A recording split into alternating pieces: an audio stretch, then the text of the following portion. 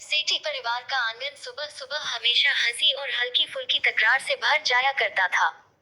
घर की बड़ी बहू सुमेधा शांत स्वभाव की, काम में निपुण और बेहद सलीकेदार थी। और उसकी सोने जैसी प्यारी मगर थोड़ी शरारती नंद रिमी, जिसे मजाक करने का शौक था। दोनों का रिश्ता अनोखा था, ऊपर ऊपर से नोकझोंक और भीतर भीतर ढेर सारा प्रेम। एक सुबह सुमेधा आंगन में झाड़ू लगा रही थी कि पीछे से रिमी ने धीरे धीरे आकर उसकी चोटी खींच दी। भाभी, ये इतनी सुबह भी आप काम में लगी रहती हो? थोड़ा तो आराम कर लिया करो। सुमेधा ने मुड़कर मुस्कुराते हुए कहा। और तू? तेरे लिए आलस का मंदिर तो यही इस कमरे में है, जहाँ तू रोज सूरज डूबने तक सो सकती है। रिमी ने तुरंत होंठ फुला लिए। अच्छा, मैं क्या इतनी आलसी हूँ? सुमेधा हंसते हुए बोली। नहीं नहीं, तू तो इस दुनिया की सबसे मेहनती लड़की है। बस काम शुरू करने का टाइम थोड़ा अनोखा है, कभी दोपहर, कभी शाम और कभी कभी तो अगले दिन। रिमी ने तकिया उठाकर भाभी पर फेंक दिया। दोनों की हंसी से आंगन गूंज उठा। दोपहर में सुमेधा रसोई में खाना बना रही थी।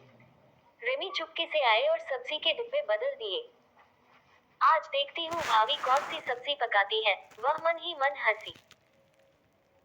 थोड़ी देर बाद जब सुमेधा ने ढक्कन खोला और दाल में लौकी की जगह कद्दू पाया, तो वह समझ गई ये जरूर रिमी की करतूत है।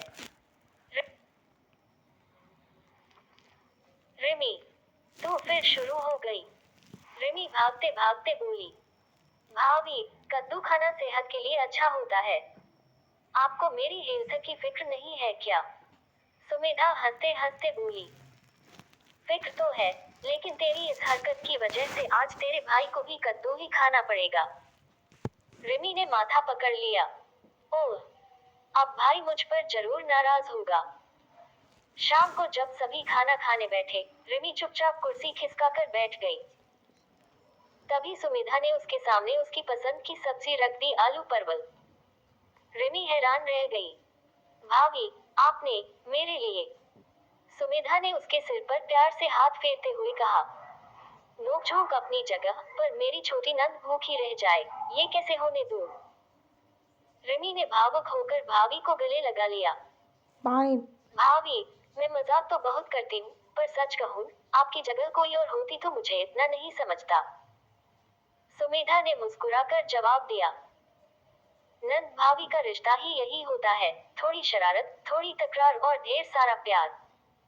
उस रात दोनों छत पर बैठकर चाय पीते रहे। चांदनी में उनकी खिलखिलाहट सुनकर लगा जैसे कोई बहनें हों, जिनके बीच मजाक और मनोहार कभी खत्म नहीं